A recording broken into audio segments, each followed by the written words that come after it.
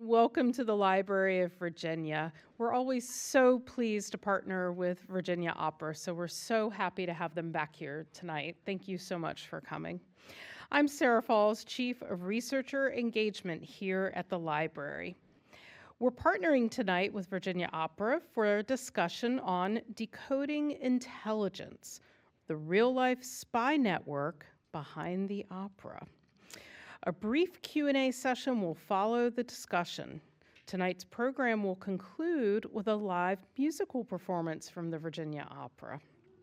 Yeah, very exciting. Before I welcome Adam Turner, Virginia Opera's artistic director and chief conductor, I would like to share a few upcoming events with you that will be taking place here at the library. So without further ado, I will pass it to Adam Turner. Thank you. Thank you very much. Thank you.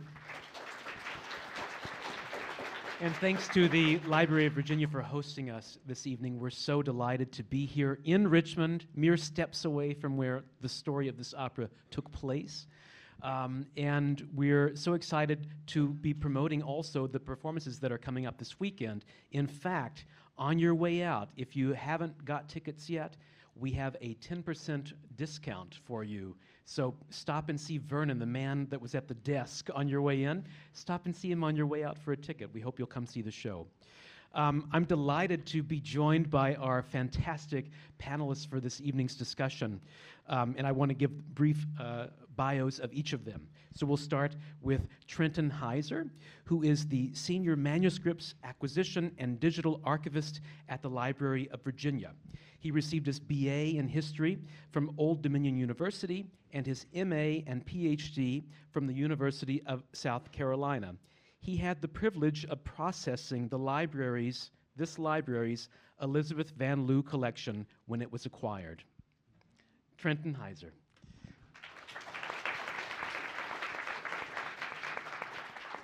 Libby Carty McNamee is a speaker, lawyer, and award-winning author of 3 upper-middle grade novels in the Remember the Ladies series: Susanna's Midnight Ride, The Girl Who Won the Revolutionary War, Dolly Madison and the War of 1812, America's First Lady, and her newest release, The Union Spy Mistress, the story of Elizabeth Van Loo. The Union Spy Mistress, in fact, won Best in Juvenile Fiction in the 2025 Pinnacle Book Awards. She also co-directed Epic Patriot Camp, mentoring young writers to write the anthologies The Epic Story of 1776 and The Epic Story of America, 1777 through 79. A native of Boston, Libby lives here in Richmond, Virginia with her husband and history guru's son at college. She's a graduate of Georgetown University with a BA in International Relations and French and a JD from Catholic University School of Law. Go Cardinals. Go Cardinals. She also served in the U.S. Army JAG Corps as a major in South Korea, Bosnia, Germany, and Washington State. Libby McNamee.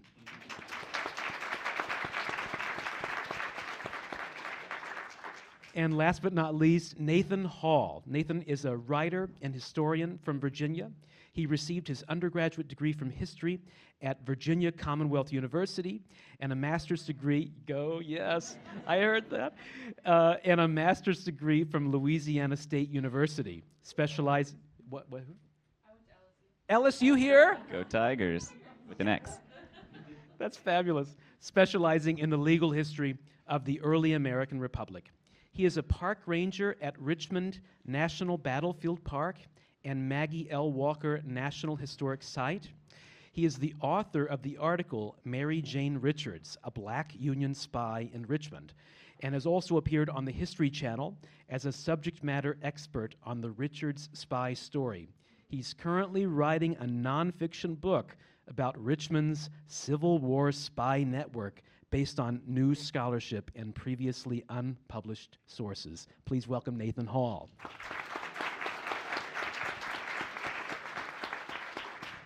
So tonight's program, we're going to spend about 40 to 45 minutes in discussion here, and then we're going to open it up to you for a brief Q&A. So if you have any questions along the way, file them. And raise your hands when the time comes. And then we'll end the evening around 7:10, 7:15, to close with a musical selection from the opera that will be sung by one of our fabulous guest artists, LSU graduate. So we're going to start with the story of intelligence was actually inspired by the Civil War spies, Elizabeth Van Lew and Mary Jane Bowser. Now that's already maybe problematic because I've read that Elizabeth did not like to be referred to as a spy. We'll get into some of that. This evening is about decoding the real spy network behind the opera. And so we'll start by setting the scene. In history, where are we? Obviously, the opera takes place in Richmond. It has three settings: the Van Lew Mansion, the White House of the Confederacy, and also outside of a seamstress shop in various locations. There are the main characters that feature are Elizabeth Van Lew, Mary Jane Bowser, whose name is also a bit complicated, and we'll get into the details of Mary Jane. And then a few other characters as well. But those are the primary characters of the opera. And so that's what our focus will be tonight. So can we set the scene? 1850s, 1860s, Richmond. What was it like? Anybody? Anyone take it? That's a loaded question of what 1860s Richmond was like, but it's hard to believe it's the same place that it is today. But it was the most incredible city in the South. It was known as Paris in miniature. It was the wealthiest. It was the most well-respected. It was the largest city in the South. And we had consulates here from Britain, Ireland, and I believe France. And it was a real hub of prosperity, incredibly prosperous. We had the largest flour mill in the world here. It was called the Gallego Flour Mills. There were flour mills and woolen mills that lined the James River. And so it was just the pinnacle of prosperity and beauty here in the South. So. And I was going to say, it also had the Tredegar Iron Works, which when the war comes, the South really needs, because if it doesn't have Tredegar, it doesn't have armaments. So it's a very industrialized southern city, and it's a world port with ships and people from all around the world. There's a significant immigrant community working in the flour mills, the dozens of tobacco factories, the iron works. So when you talk about it being so significant, necessary to the Confederacy, one of the things that's really fascinating to me is that the reason it's so necessary is because it's so unlike any other southern city, because it's so cosmopolitan. It's a place that has factories and industry and international people. And we can't forget that it also had a very large African-American population, mainly enslaved persons, but also free African-Americans who are working in these same industries alongside these immigrants, and adding another type of perspective to what Richmond is. Everyone has an image of like plantation, slavery, and agricultural work, and Richmond is one of the few places where people are working in industrial factories as enslaved laborers. And the number one industries in Richmond, it's flour, it's tobacco, it is iron, and the number one industry is moving enslaved people to elsewhere in the United States. Exactly. Right. That's the the port basis here of in Richmond Yeah. economy. No one could be imported from Africa at that time since 1808, and with westward expansion to sugarcane fields in Louisiana and Texas and beyond, Richmond became the second largest the second largest place where enslaved people were moved. After New Orleans. Yeah. New Orleans was receiving from all of the southern cities. Richmond was sending more enslaved people, transporting more enslaved people than anywhere else in the country. So And we that's a had very people- important part of the Richmond economy. And the Virginia economy is this sale of people to other parts of the South. So there was Lumpkin's Jail, known as the Devil's Half Acre, where a lot of the auctions took place. But there were lots of different auction houses within a couple of blocks of the Capitol, which was amazing. They'd put out a flag, and they would be ringing the bells of the days that they were at auction. So it was very normal to see slaves coupled together being shuttled off a train to the auction houses and back. And of course, there was sewer running in the streets. There was no, indoor plumbing or anything like that. So it was a very, there were a lot of odors in Richmond, shall we say, at the time. It was, yes. And as the Civil War comes, it's interesting to note the state of political discourse at the time. When Abraham Lincoln gets elected and when the Civil War begins. When Abraham Lincoln is running for president, if you're sitting right here in Richmond, Virginia, it is against the law to say that slavery should end. There's a law on the books that says if you say that slavery is bad and should end someday, any white person, man or woman, is empowered to arrest you and take you to the jail. You can serve a year in prison. Same goes for owning or distributing or receiving in the mail anything deemed abolitionist literature. So Uncle Tom's Cabin is the best-selling novel of the century. You're technically not allowed to buy it or have it. And it was forbidden to educate your slaves, to teach them to read. It was against the law.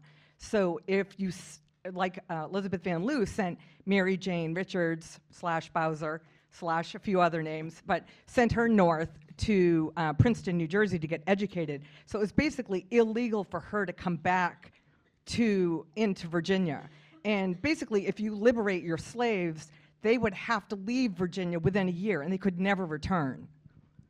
So it was a very precarious dance of what was going on, of kind of the status quo kind of teetering on explosion as the anti-slavery movement caught wind, and Lincoln was elected when the deep southern states, South Carolina and the other deep southern states, seceded from the Union right away, even before he was inaugurated. And then Richmond, Virginia, didn't want to secede because they had a lot of economic interest with the North. And there were a lot of Unionists here, and West Virginia contained, was basically a Unionist part of the state. So, so Virginia was still with the Union when the other states seceded, and remained with the Union until Fort Sumter happened. And when Lincoln called up 5,000 soldiers, and a few hundred of them had to be Virginia boys, that's when things really came to a head in Richmond. Well, I think I should pause here and just say, this opera, when I saw it in 2023, I'm from Kentucky originally. I had never heard the name Van Loo or of Mary Jane Bowser / Richards. We're not sure. I had never heard that story. I'm curious in the audience tonight, how many of you had never heard of Van Loo or Mary Jane's story? Show of hands. Wow. That's amazing. That's incredible. And so that's why we're here. And that's why when I sat in that Houston Theater, Houston Grand Opera's production 3 years ago, I said, we have to bring this story home to Virginia. This is a story that if I don't know it, I wonder if others in Virginia don't know it. And clearly, many of you don't. And this is why we're here and talking about it. So we've set the scene for you. Now we need to talk about Van Loo first. The Van Loo name, how did they get here? It's a northern family that moves to Church Hill. Talk to us about the background of John Van Loo and the family. Well, John Van Loo came to Richmond. He actually had been born in Jamaica. He came to Richmond. It's Jamaica, New York, to be clear, yes. Yeah. But he came to Richmond. He came to Richmond, opened up a hardware business, was doing well. He married Eliza Baker, who's, and I'm sure you all can develop that story more, who is from a Philadelphia family, and they have a lot of, Elizabeth Van Loo's grandparents were very prominent people, and I'll let some of you talk about them. Yeah, so Elizabeth's grandfather was mayor of Philadelphia for 3 different terms. He was a Revolutionary War hero, and he founded the very first abolition society in the United States, the Pennsylvania Abolition Society. So that's where her fierce belief in, basically hatred for slavery evolved from that with her mother. But her father was much more pragmatic about it, because slavery is what helped him grow his hardware business into they had the finest home in all of Richmond. Just, it filled an entire block on Church Hill. So her father basically saw it as a necessary evil, and he was very much for slavery. So when he passed away, he even put in his will that Elizabeth and her mother were not allowed to free their slaves. So making it all very complicated. Right. So he sort of set up a trust. So John Van Loo's wife, Eliza, and he has 3 kids. And essentially, rather than having the house, the money, the enslaved people get inherited to his wife and kids, they go to a legal entity, which is a trust, and that means he can dictate that their status can't change during their lifetime. If you go to the 1860 census, I sort of checked, Eliza still has enslaved people. John Jr., John Newton Van Loo, has some, and Elizabeth does not at that point. Oh, wow. But then she spent she had a huge inheritance when her father passed away. So she spent a lot of it buying slaves and basically, one of her servants, she bought his wife at auction and basically paid the full freight so this woman would not have to get up and dance and perform for people and spared her that humiliation. So that's what she spent a lot of her money on the anti-slavery cause. But what's funny is a lot of people refer to as an abolitionist, but back then being an abolitionist was very, very extreme. It was like 1% of the population. So she believed in a gradual erosion of slavery through good works and basic kind of chipping away at it. She didn't see it as something that should be necessarily flipped over, that it basically wouldn't work. So she looked at it in a more pragmatic way. Right, abolitionist was a catch-all term for back then anybody you don't like and is dangerous and is an existential threat. And as we said, in the 1840s, 50s, leading up to the Civil War, it is against the law to say abolition should happen. So she is doing some of these things that someone who has to live and work in a Southern society and not be subject to violence and threats, which is to purchase families and keep them together and to be a member of the American Colonization Society. So that is what a lot of wealthy white Richmonders and Virginians did, which is sort of raise money to purchase people's freedom and transport them to Liberia. And then that's what she does with Mary Jane Richards, after she's educated in the North at Princeton, they send her to Liberia, and she's in Liberia for, about 4 years, I think. Yeah, so the timeline is the name we know for absolute certain that she grows up as Mary Jane Richards, and we'll get through all the other names and aliases she uses through her life. But at about 7, they send her away. Mary Jane Richards later described the Van Loos as a foster family. That was her description of it. So at 7, she was sent to Princeton until age 15, and then sent to Liberia. Doesn't seem to have done well in Liberia. Asked to return. Right. It was massively illegal for a literate, educated, African-American free young woman to come to Virginia. So she essentially becomes an undocumented person. She illegally comes to Virginia, and it happens to be the summer that the Civil War is about to pop off. So just what a time to be showing up. And then right as Fort Sumter falls, she ends up marrying Wilson Bowser from the household, who's an enslaved person. So she's much more educated than he is, but it basically is like right at the time that secession convention is meeting that she is married at St. John's Church, which is very unusual. So that shows how much the Van Loos valued her. In fact, I'm sorry, I don't mean to interrupt, but in fact, they have her baptized at St. John's. Yes. The other enslaved persons who had been baptized were baptized at the African American Baptist Church, but they had her baptized at St. John's. So there's been a lot of, we did another panel discussion a couple weeks back in Norfolk, Virginia, where we talked with some Norfolk State professors. And one of the professors actually said, why? Why was Mary Jane, I'm just going to use Mary Jane because the last name, maybe that's what we should just say for the rest of the evening. Yes. Mary Jane is probably safe because we don't know the last name for certain and the many aliases. But they said that why was she selected? Why was she was the only one selected and very close to the family. She was sent to the North to be educated, all this. And they had some theories. I'm curious to know if any of you have some theories. Right, and it's all theories. When it comes to He's got a good theory. Responsible work as a historian, I always sort of characterize what you can know with absolute certainty is true and what you can know with absolute certainty is not true, and there's some things that are kind of in the middle and have a degree of probability. So when writing it down as an historian, I just have to say I don't know, but it is unique. The Van Loo family doesn't, by any account, treat anyone else in that specific manner. So it seems like she's being treated like a family member. Well, I remember you telling me that you thought that her cousin in careful. Lynchburg got pregnant by an enslaved person, and that basically she had the baby, and they had to find somewhere for the baby to go. And that's when Elizabeth Van Lew and her mother took the baby in, which was Mary Jane, and that she was always free from Some birth. tellings have them be Right, sisters, right. some tellings have her be her mother. So Right. this is So where that's, yeah, but there's dramatization has to kind of fill Right, in. this This is because where opera comes in. Yes. Right, exactly. And you can say anything because, I mean, it's Right. not known, and if you're kind of playing with where the drama might be, it could be anything. And like I said, the only fact I know Right. is that Mary Jane described them as a foster family. Right, and that's Elizabeth Van Lew referred to her as her foster sister daughter too. But they noticed right away that Mary Jane was brilliant, and that's part of why Elizabeth used part of her inheritance to pay for Mary Jane to go up to school in Princeton. That they were just blown away, even as a small child, how intelligent she was. So, the story goes that she had a photographic memory, which We can comes, get into that a little right, bit right, later. which comes in very handy later on.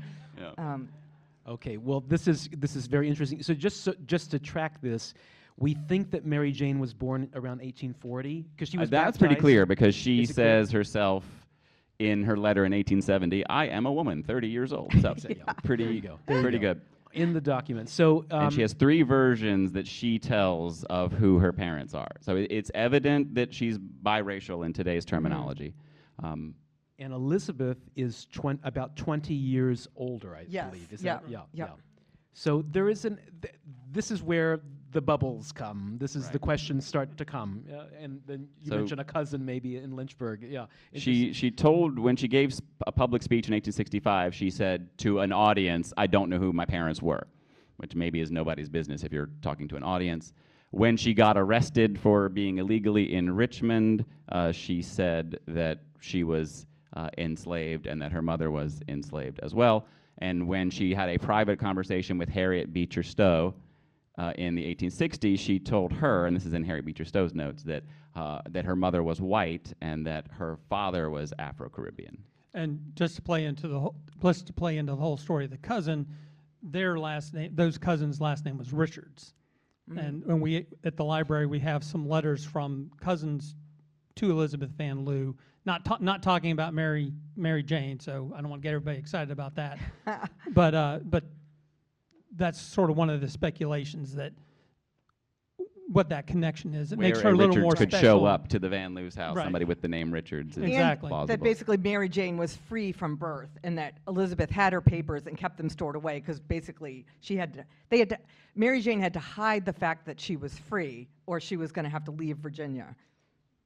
So now I'd like to get into, okay, we've heard about these women. How on earth do they become spies and start doing this other stuff that happens during the Civil War in the heart of the Confederacy? And so we know that Elizabeth was going into prisons and visiting, tending to the wounded and the sick, reading to them, but doing some other interesting things as well. And so I think how do we transition now into finding the other individuals that she would partner with during the Civil War to start spying, create this network? Anybody that's could a go great, on this. Yeah. That one is Yeah. really the meat of, I think, what I'm going to be hoping to bring new into the topic as with the book that I'm working on, which is kind of how basically this comes from a lot of pre-existing relationships, and that it's a gradual process. Yeah. You wake up overnight, Confederacy is a thing. Lots of her, and especially her wealthy friends, don't like the Confederacy and don't want it to succeed, but these are all well-to-do, well-connected, law-abiding citizens, so nobody has any inkling in their mind, I'm going to overthrow the Confederacy. Amazingly, that is exactly what they end up doing 4 years later. They never would have imagined that, but on day one, in year one, in 1861, what can we do? And it is, well, after the first summer of the war and the first battles, the city is full of sick and wounded United States Army soldiers here in what they consider the United States. So they go, give a book, a bit of extra food. And for some of her wealthy friends, this is some interesting stuff that I've come across. Franklin Stearns is a wealthy friend of hers. Very wealthy. A man named E.W. Ross, a young man. These people own tobacco factories, and there's no tobacco business going on, importing, exporting in Richmond, so these wealthy Union supporters rent their tobacco factories to the Confederacy to be prisons. So these are, at first, it's just, what can we do? Well, I can help make sure they get a little better care under my roof, and by the next year, they're like, well, E.W. Ross is in this network of people, gets a job being the person who counts the prisoners. And if one or two of them aren't there, that's sort of a transition. And kind of a key thing that I sort of focus on in the book is there's this key moment at the end of 1863 where they've occasionally helped one or two people get out of prison, and two guys get out and make the interesting, unique choice to come back 2 weeks later and say, thanks for helping us out. Looks like you've got a lot of friends here. How would you like to be U.S. government employees? And so basically 1864, New Year's kicks off with them being actually employed and the risk level going up a lot. I'm sorry. Well, go ahead. I was just going to say that both Elizabeth Fanlue and her mother Eliza, when they were visiting these Union soldiers who were in prison or in hospitals, they were roundly criticized by the Richmond, especially the elite, of why aren't you helping out our boys? Why aren't you visiting them? Why aren't you doing this? And so they sort of have to make sure that somewhere along the way they do something for the Confederate soldiers, but they're really criticized very severely for reaping out. Written up in the newspaper. Right, exactly. That was like, no names mentioned, but those rich ladies in that huge mansion on Church Hill on Grace Street, you won't believe what they're doing. So then they had to be a lot more careful because Elizabeth Fanlue was going to Libby Prison and she was bringing food, and she had to go up the chain to get permission, and did all kinds of flattery to get in there, and then was granted the permission. Because one of the things I love about history is once you start doing research, is these, like, I call them history nuggets. So you start digging in. The first commandant of Libby Prison the last name was Todd, Lieutenant Todd, Mary Todd Lincoln's half brother. So he had an axe to grind, that he wanted to prove that he was a Confederate. So he was known for his incredible cruelty. So he didn't want her in there. But she went up the chain and got permission, and then started to bring food, and then she started to bring them books, and she would use a little pin and have little pin pricks above certain letters. And if you looked at the pin pricks, then it would form a word, and there was a message. So she'd say, oh, here's Tale of Two Cities, my favorite book. Oh, my favorite passage is on page 35. And do be careful of the spine. Check it, please. It's very fragile. And there in the spine, she would have the needle that they could relay a message back to her, and she'd pick the book up when she returned, and they would pass messages back and forth. And then she started to help them break out of prison. They would kind of have a couple people who were on deck to go, and then she would have her servants waiting outside Libby Prison, and they would escort them back to her home, which was just basically right up the hill. So she started that, and then it built from there, of expanding the network so that there were other safe havens. So that's when Franklin Stearns, the wealthiest man in Virginia, he owned every whiskey saloon in Richmond, and there were at least 40 during the Civil War, because all these soldiers who were on leave came to Richmond to drink.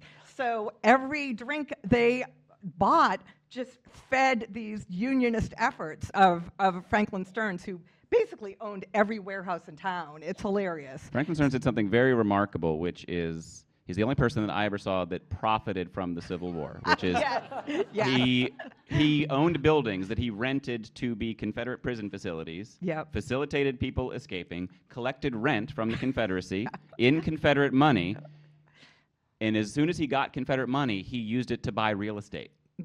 So he was planning that the Confederacy would fail someday.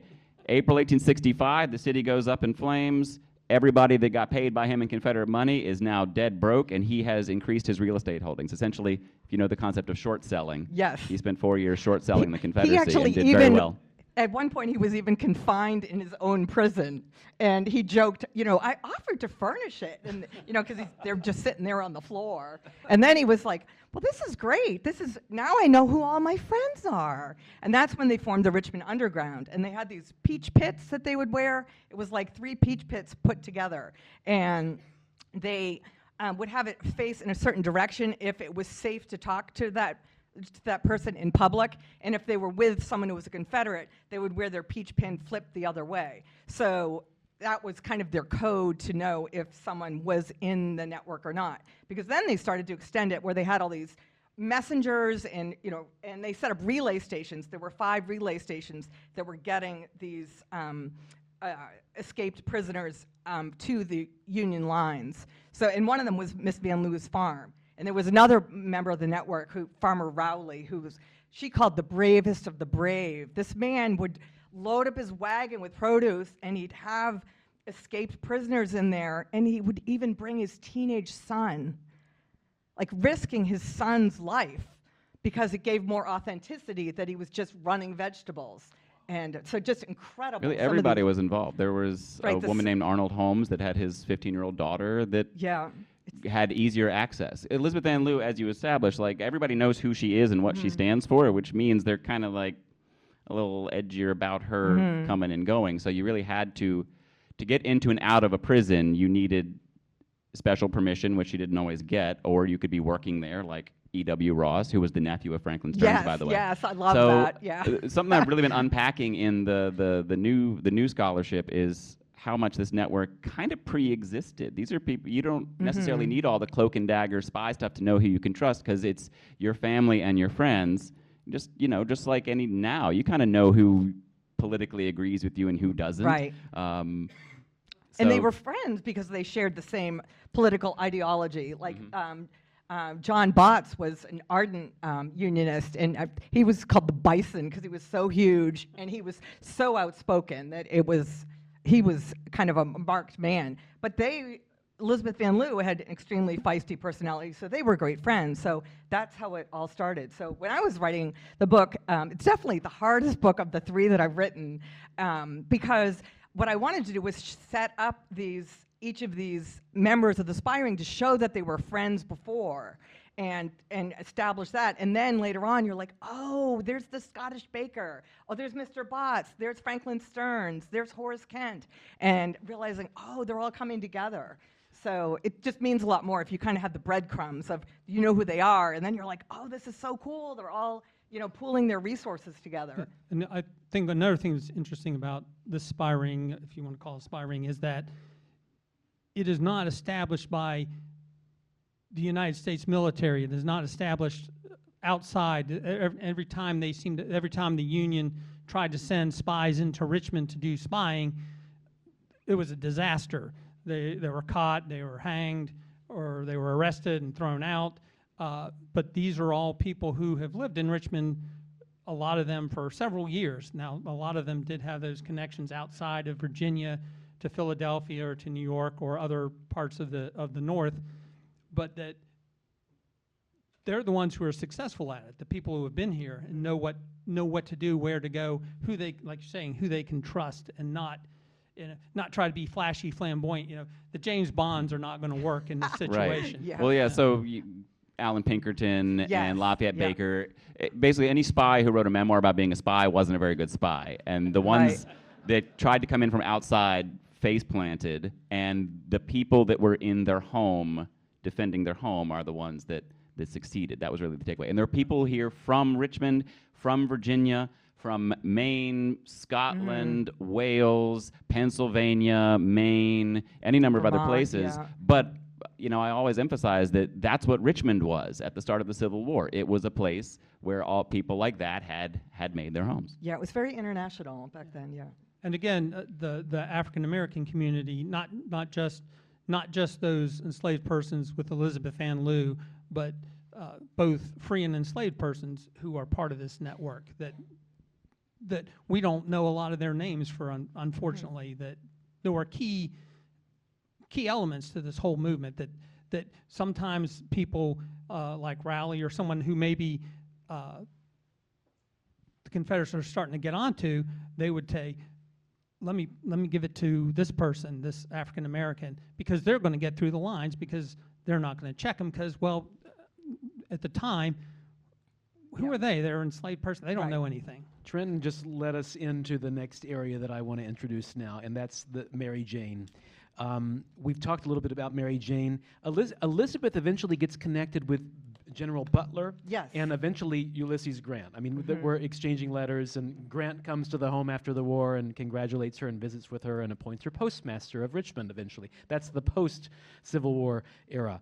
But Mary Jane, there's a story that we focused on in the opera, that Mary Jane is actually hired out during the Civil War to work in the Confederate White House. Now, whether that's true or not, there is Right. some Right. It's have discrepancy. opinions, yes. ambiguous. I'm sure Right, there are right, opinions, but in opera we get to do all kinds of fun things. Right. In And fiction too. Get the Yeah. drama, yes. And Yeah. but there is a storyline that we've read about somewhere, and obviously our librettist, the man who wrote the book in words, he decided to focus on this, and that Elizabeth and Mary Jane worked together and send Mary Jane into the Confederate White House to be a servant for Varina Davis, the First Lady. And while she's in the White House, she's collecting information because she claims she can't read or write, so she's no threat to anyone. But look at that map over there. Isn't that a pretty map? So could you tell us about that? Is there any truth to that? If there's not, where does the story come from? There is a grain, and that's what my big call and argument with what I'm writing is to the story that she sort of worked there, was employed there, has a definite origin point, and the origin point of it, we've sort of found out more since then. So what we know only in the 21st century is that Mary Jane Richards, using two of her pseudonyms, Richmonia Richards and Richmonia St. Pierre, in 1865, as in about 6 months after it happened, publicly talked about being part of the spy network and what she did. And the details that are in there, most people didn't say for decades. So what's in there is mostly true. And what she said months after it happened was, I did various things. I listened to the rebel Senate. I did secret messages. I visited prisoners. All true. She also said, I went to Jefferson Davis's house to deliver some laundry, Yeah, for looked the at, washing. looked at Yeah. the papers, Right. and basically was sort of caught there, and specifically says that Jefferson Davis considered her as an African American not worthy of notice and that she could go. So her, as a primary source, absolutely plausibly says, I went to Jefferson Davis's house. Quick rundown of where the extended version of her working there comes from. In 1900, it was published in the Richmond newspaper when Elizabeth Van Lew was almost to pass away. They said, here's all the cool stuff she did. By the way, she had an African American woman that she had working at Jefferson Davis's house. And this woman, unnamed, went to Liberia and came back. So very definitely was Mary Jane Richards. A writer got really obsessed with that story named William Boehmer, and he, in 1911, expanded the story in Harper's Monthly. Yeah. And he sort of cajoled out of Elizabeth Van Lew's niece, the only living witness who was 10 years old at the time, what was her name, what was her name, what was her name? The niece said maybe it was Mary Elizabeth Bowser, and that's the name that has kind of stuck in history. My call is to retire that full name entirely because Mary Elizabeth Bowser doesn't exist. Mary Bowser sort of does. Right. And then after that, you have what's called the Thomas McNiven recollections, which I've traced to the accession date in the Library of Virginia. So in 1989, a man named Robert Waite said, my aunt told me that her father said that Mary Bowser worked in Jefferson Davis's house. So whether you think that corroborates it or not, but Yeah, there's a lot of questions around this document by originally an oral history by a gentleman named Thomas McNiven, and he is one of these people who says Mary worked in the White House of the Confederacy, had a photographic memory. She could look at any document, remember it, and I would write up. He was a baker in town. Scottish baker. Right. And he would write up and collect whatever information she had so that it could be passed along. But as Nathan was pointing out, there's how reliable this account is. quick rundown. I've actually been working on an article about this source, which is Thomas McNiven. I can't find him anywhere in the city directories or existing in Richmond in any capacity until 1867. Oh, wow. Elizabeth Van Lew, everybody else we know in the spy network, yes, they're secretive because they're spies, but Right. they're spying for the Bureau of Military Information, which keeps thorough and meticulous records, and everybody else that you know about is in those records except Thomas McNiven. Interesting. But he hadn't been here that long either, right? He was, I think, up in Vermont and moved down right before the war. I can't find him anywhere, honestly. I can find that he came from Scotland, and then he's in Richmond in 1867, and he's nowhere where I find everybody from Elizabeth Van Lew on down got some compensation from the government, from Congress or the Southern Claims Commission. He is the only one I can't find getting any pay receipts. So, yeah, that's my... Yeah, it's a very...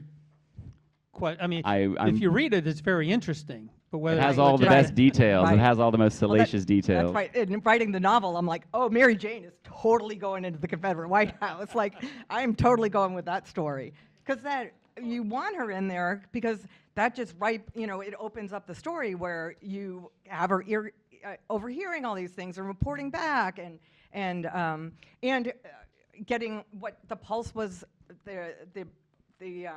it was a desperate situation in the Confederate White House for most of the war, but what Verena Davis was feeling, what Jefferson Davis's personality was like. But I do believe that Elizabeth Van Lew was, she was very wily then, and I can totally imagine her befriending Verena Davis and saying, "Oh, you just moved here. I know you need servants. I've had this girl since she was born, and I've got to tell you, she's a hard worker, but she's just not very smart.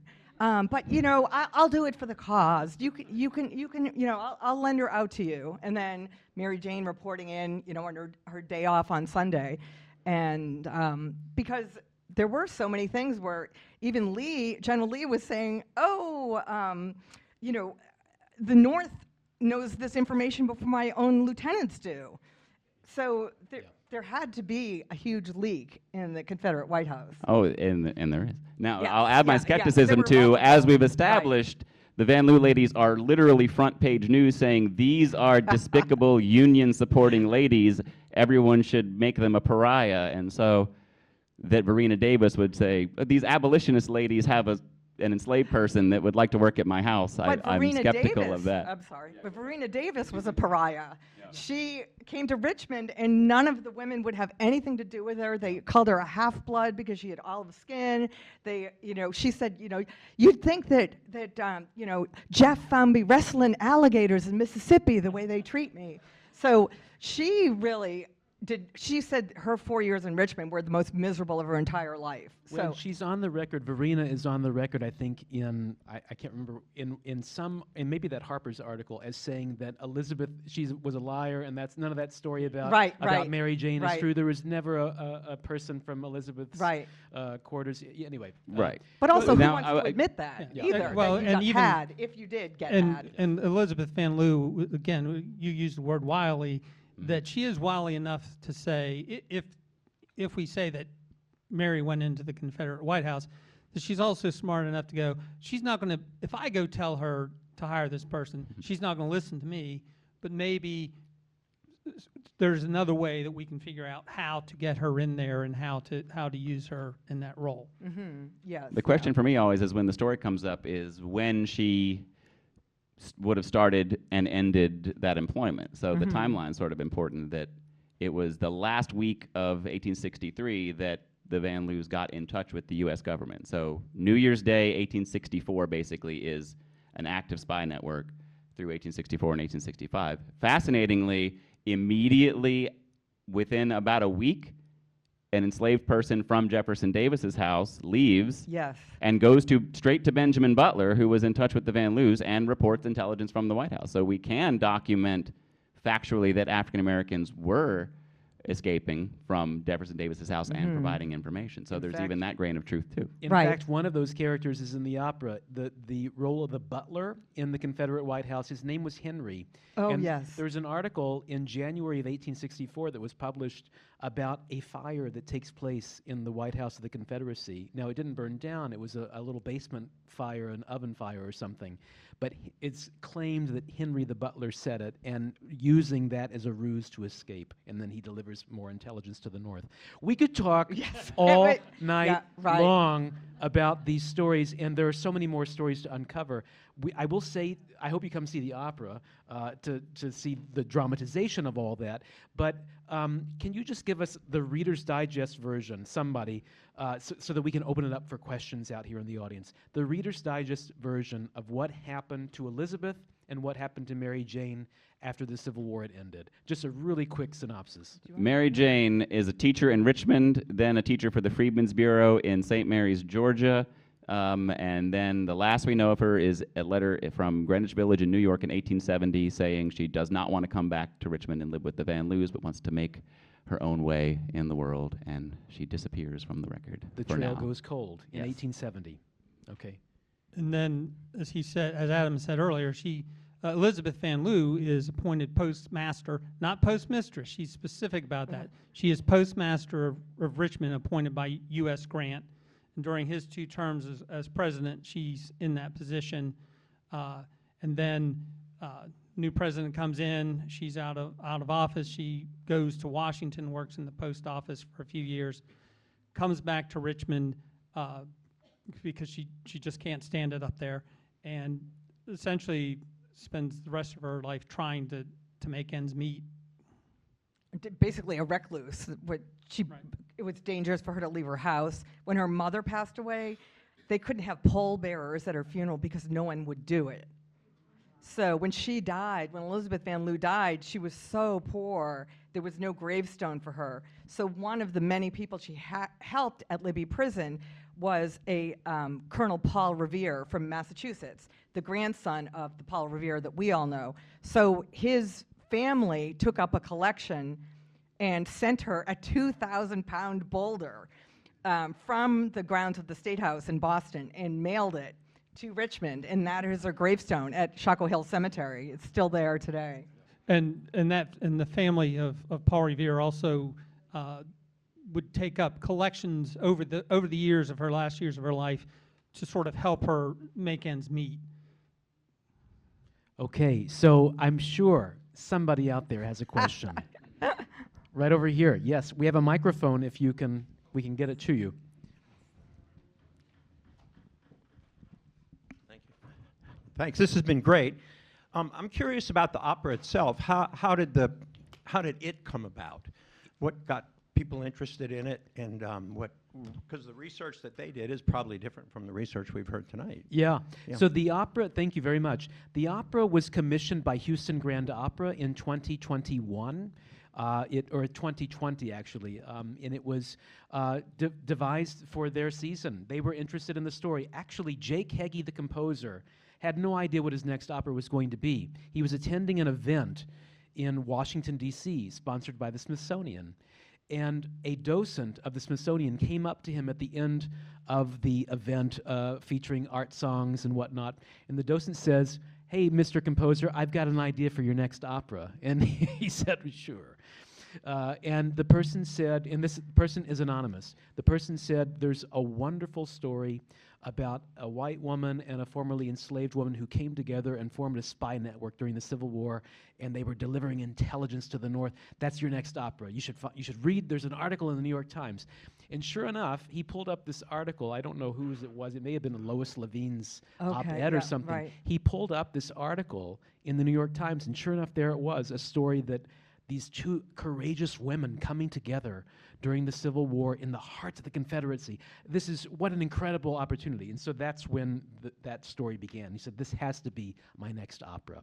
And so he worked with Gene Shear, the librettist, who's the librettist of several operas, including Moby Dick, the Metropolitan Opera's recent opera, The Adventures of Cavalier and Clay.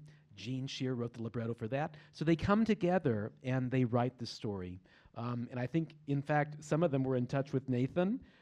Yes, they had some nice conversations with them to kind of get them filled in. They would have some specific questions about, ins and outs of the story. And yeah, when all was said and done, they had kind of really familiarized themselves with the story and talked to me about, here's where we're going to depart and go more into the dramatic angle, which I think is great. We've got a TV show coming out about this next month. We've got an opera, Grey a couple of House new books, TV show. So that'll be on Amazon. So it's wonderful as an historian to have more dramatized versions out there because it makes people curious and kind of. And I should mention about the opera. It just so this was in 23. the fall of 23 when I went to see it and had no idea what I was seeing. What's intelligence? I thought it was a science story or something, you know. Einstein, maybe? I don't know. But when I figured out what it was, wow. And Richmond, why am I seeing this in Texas? We have to. So it was a mission to me personally to bring it back to Virginia somehow, and we budgeted for it. We couldn't rent the Houston production because it was too big. They have, everything's bigger in Texas. So we had to build our own, create our own version, and so we've come up with a new version. But I'm happy to report that it was recently Grammy nominated, the recording. Wow. Yeah. They won, right? Wait a minute. But hold your applause. It was Grammy nominated until 3 days ago, and it won the Grammy. Woo! Wow. So how about that? The timing could not be more perfect. So you will see, if you come Friday this weekend, Friday or Sunday, Friday night at the Carpenter Theater or Sunday afternoon at the Carpenter Theater, you will see a Grammy-winning score, fresh win. Anyway, there you go, there you go. What other questions? I see one in the back here, yeah. I'm curious about when the tide. I assume that Van Loo's sort of the respect for her was lost to the lost cause, and I'm curious when the tide turned and Richmond and historians started to sort of properly honor her, and why there hasn't been, or maybe there has been sort of an effort to, like, why don't we have a monument or a Van Loo street or a maybe we do, but why isn't there more of a Van Loo? Interesting, a street. A street. That's a great idea.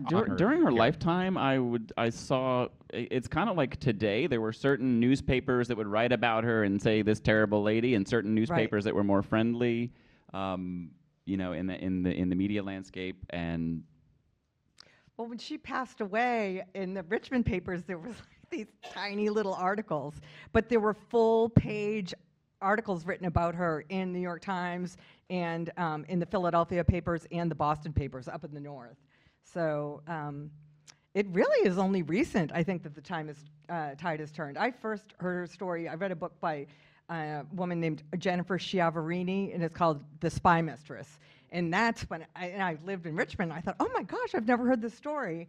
And then it's kind of funny, once I knew about that, then I noticed the marker, and there's a few things at the Virginia Museum of History and Culture. There's a small section on her at the Civil War Museum. And if you Google it too, there's a walking tour that you can do of Church Hill, of Elizabeth Van Loo walking tour that's very good. And she was sort of navigating politics at the time. During her lifetime, if you were an 1800s Reconstruction era Republican, you supported her, the Progressive Party at the time. And then if you were a Southern Democrat, you didn't. So, it was split along partisan lines.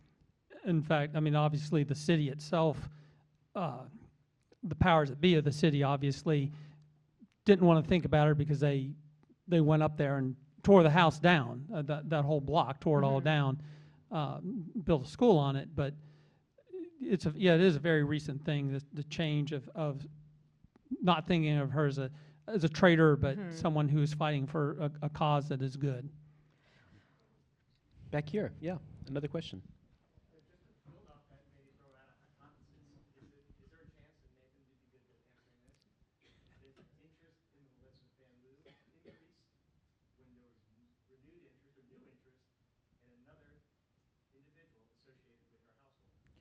Oh, I see where Maggie you're getting Walker. at. Yeah. He was asking if Elizabeth Van Loo interest maybe renewed with renewed interest or rising interest in other members of her household. I think you mentioned you saw sort of a talk I did about 3 remarkable women of the same household. So Elizabeth Van Loo, growing up Southern and starting that spy network, Mary Jane Richards being a member of that network, and fun trivia for the Richmonders. Yes. In that household, during the war, at the height of a spy operation being led in that house, a young woman who lived there gave birth to a child, and she grew up to be Maggie Lena Walker, first Yes. African-American woman to start a bank president, home here in Richmond. So she was a toddler there in that Yeah, household. she was a Her baby mother was in that the household. assistant cook. And Maggie Walker's star has been on the rise, and sometimes those stories intertwine as we find out more about one and the other. I saw a hand over here somewhere. Yeah, back here. Yeah. Yes. In 1995, the Military Intelligence Hall of Fame, they honored Mary Bowser. So she must did a great job, really, for them to honor her Right. like that. And I think Elizabeth Van Lew was honored in 1993. And I was recently told, I need to research this for myself, but I was told that they started that Military Intelligence Museum to honor Miss Van Lew out at Fort Huachuca in Arizona. And then Mary Jane was added in 1995. And they actually are both on the Women's Monument on the Capitol grounds listed. And you can't overstate, what they actually did. So whichever version of the Mary Richards Bowser story, she's always there and an active member of what was described by the U.S. military as the most effective intelligence operation of the Civil War.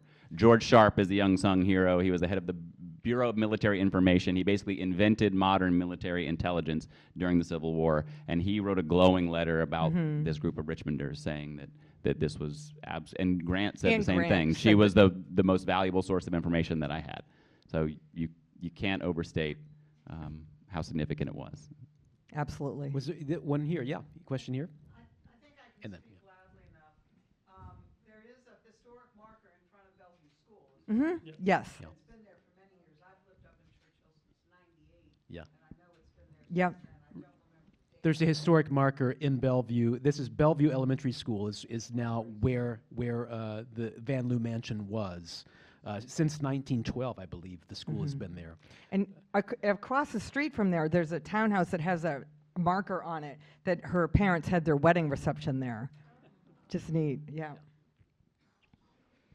Question here? Right here, yeah.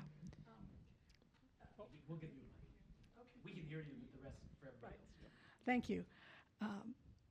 Sorry, I have a bad throat today, so it's not great.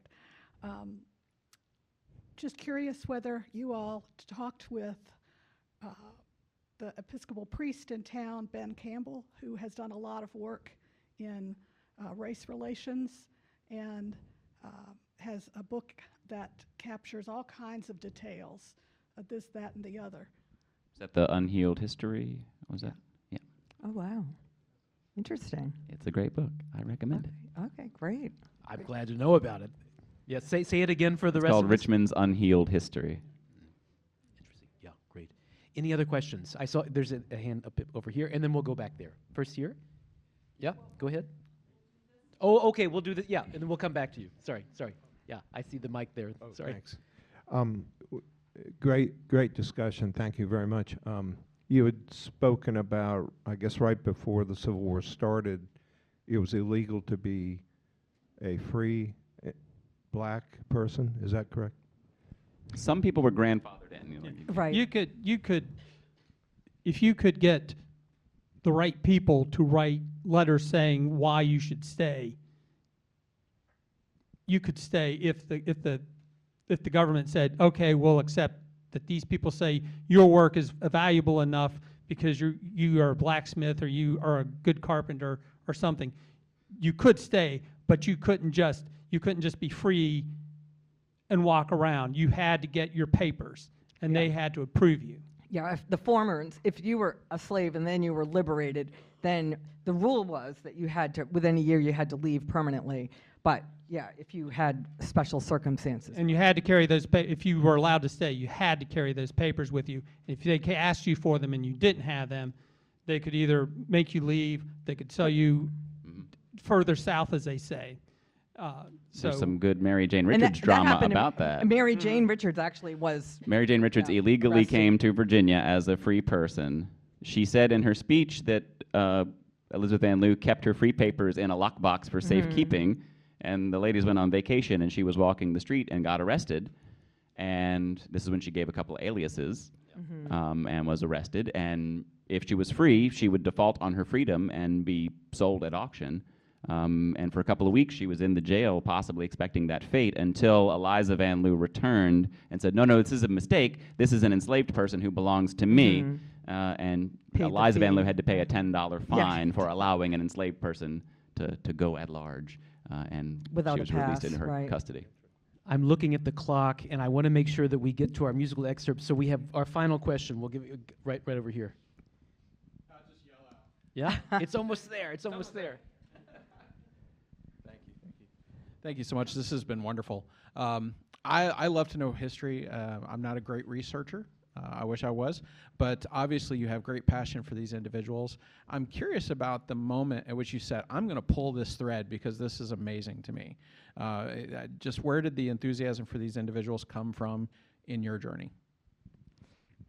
For me, it was really reading The Union Spy Mistress by Jennifer Chiavarini, and you know, I had written 2 other books, and one Revolutionary War and one War of 1812, and I wanted to do a Civil War book. So I was like, of course it's going to be Elizabeth Van Lew, just because I felt like she was popping up everywhere. I kept seeing, you know, at different museums, or you know, just doing a lot of work with St. John's Church. That, you know, I was always right there. And it's just one of those things where you're like, this is meant to be, and because when you're going to write a book about someone, you're going to live with them for years on end, so you've really got to be enthusiastic about it. So basically, it was kind of, I couldn't not write the book because I was so interested in really all these ambiguities that were out there of researching, and it was so neat just to learn about what Richmond was like during the Civil War. It's just incredible that, you know, right where we are, what amazing things happened over the span of 4 years. How about you? Well, for me, it was more of a case of my work here, in that we were alerted to a collection being sold by an auction house, and the hook on that was the only letter known that's still extant of a letter by Mary Jane Richards, at the time Mary Jane Denman, to Elizabeth Van Lew. And, you know, knew enough about him to say this is a significant letter, and that we were fortunate enough to be able to get that letter along with other papers by Elizabeth Van Lew, mostly after the Civil War, but reflecting on her experiences in the war. And so just being able to see those letters and read them made it more interesting to try to find out more. Yeah, and that letter is worth its weight in gold. It is a woman who was sort of shrouded in legend and uncertainty, and then here's a letter where she says what her relationship is with Elizabeth Van Lew, talks about some resentment, says how old she is, where she went to school, talks about her religion, all these details that, you know, you would just salivate for. It's amazing. And yeah, I started with reading Elizabeth Farren's book, Southern Lady Yankee Spy. When I read it, I had questions like, well, what about this? Where did that person come from? And I just went looking for the answers and found a bunch of that new book answers. is excellent. Yeah. Elizabeth Farren's book is excellent. Well, and if you want to read more, I'm sure you can look at anyone's websites or their bios, and I think we're getting a recording of this evening's talk, so hopefully the Library of Virginia will be able to publish that for you. And also, highly recommend the Virginia Opera production coming up, of course, this weekend. We hope you get your tickets. And see that man in the corner there? He will give you a discount. he has the code, not the spy code, but the other. So we want to give you, we'll stay up here and then have a final round of applause after our performance. This is, I want to introduce our performers, Jeremy Rieger at the piano, and Ashley Dixon, mezzo-soprano. Yes. Ashley is going to perform for you an excerpt from Act 1, Scene 3 of the opera Intelligence, and she plays the role of Elizabeth Van Lew in the opera. And this takes place at the Van Lew mansion, and Elizabeth has just had a confrontation with her sister-in-law, who is a Confederate sympathizer, and she's also had a confrontation with a man named Travis, who's a member of the Home Guard. And they're both trying to entrap Elizabeth, trying to reveal her as a spy, but they can't find the evidence. They just can't get her. And so Elizabeth is reflecting on the war, on her internal anguish of dealing with these people that she just finds reprehensible, and also memories of her father, who's been gone for several years, carrying on the legacy of her family, the abolitionist desires that she has in her hearts. And this is the aria. Oh, I don't even know how to tell you, but the last line of the opera, the last line of the scene, she says, "I never knew I could hate like this, could feel such anguish for my country, for a fellow man." And she's bound and determined to do something about it. So here's the aria, Ashley Dixon.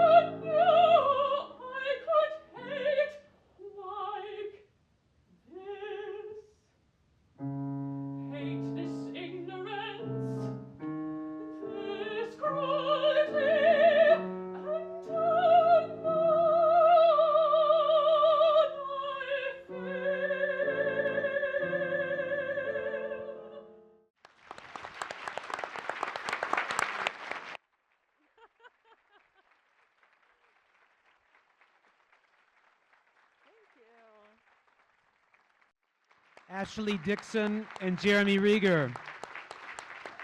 Our panelists, Nathan Hall, Libby McNamee, Trenton Heiser. Thank you so much. Hope to see you at the opera.